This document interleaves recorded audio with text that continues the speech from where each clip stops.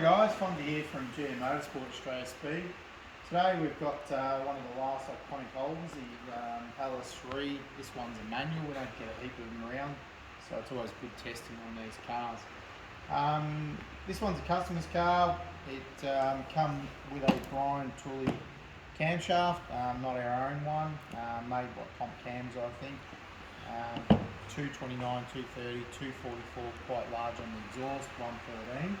We thought it'd be a good opportunity. There's much talk about these camshafts on the net. Obviously, that was the customer's had it. It's got dual valve springs, which I don't agree with.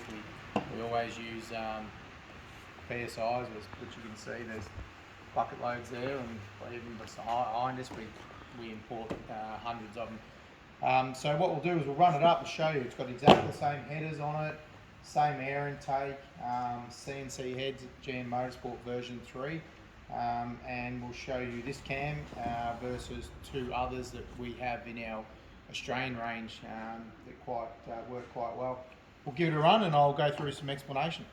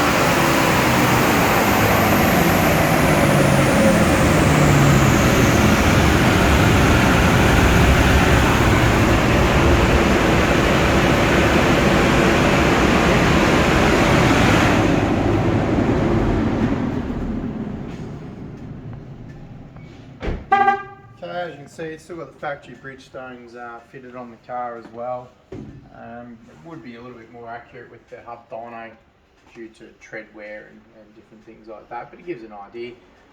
Pretty solid, 352 kilowatts out of it. It's pretty consistent, and I'll show you some runs. Okay, so what we'll do is we'll get rid of all these runs. So what we can see here is this car here. It's a BTR camshaft 229, basically 230, 244. Has got some big lift numbers as well. So I was expecting to see some good things out of it, but I was probably rather disappointed. What we'll do is we'll show you against its previous run here, which was 91, and just overlaid each other, so the dyno is pretty accurate and tune-up's pretty good. You can see the AFRs and everything else, roughly 27 degrees. So the tests are pretty standardised tests. There we go. And some timing figures down here, so we know where we're at with that as well. So you're roughly looking at 25 and then up to 27.5 degrees timing.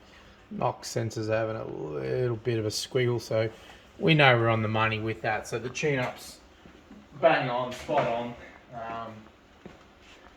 So what we'll go to here is our slightly larger camshaft, 230, 244. So it's 1 degree bigger on both. It has different different opening and closings. That's our street racer.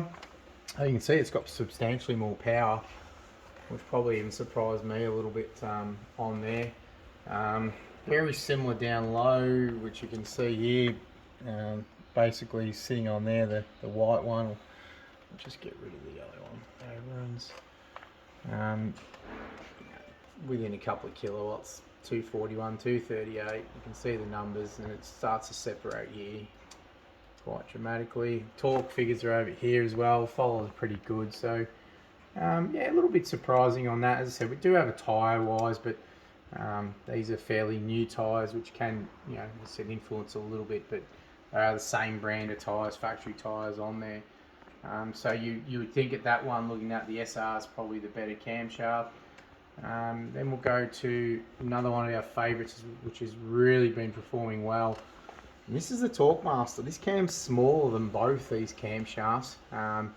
It has good valve events, and the exhaust is a high 230s, and why we believe this camshaft works quite well compared to the Brian Tooley and other ones as well. The split is not as big, and we believe with the CNC heads with a good exhaust port, we don't need the extra exhaust duration, and what happens is we're actually losing your pumping efficiency. So when you punch that even in the computer, you'll see that. So what happens is you're bleeding that off with the more exhaust duration and a really good extractor like a triple stack extractor that's on here as well. So we feel that we like to shut off the exhaust a little bit earlier, and that keeps the your compression ratio and your efficiency up of the engine you're closing. So that's what seems to work.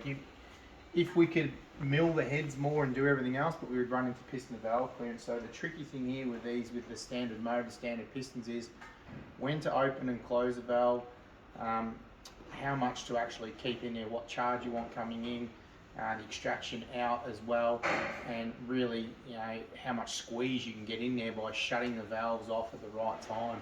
And that shows you that the green one there, which is the Torquemaster, I think it's 227 to high 230s. It lives up to its name. It's made more torque than the other two camshafts, which is our bigger SR and the BTR. So guys, it's a bit of info and why. So be careful with your cam selections. I'm not out here to bag or anyone or do anything like that.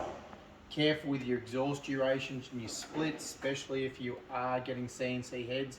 You might need to talk to your CNC people. Obviously we CNC our heads in-house here. We design camshafts in-house here with all our equipment.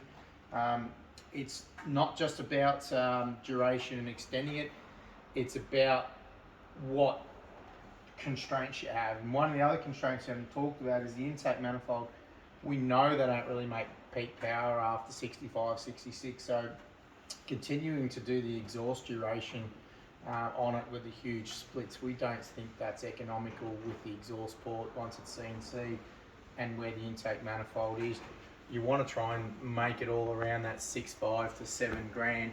You don't need mid 240s or 250s of exhaust duration if you've got a good exhaust or you've got a good CNC port.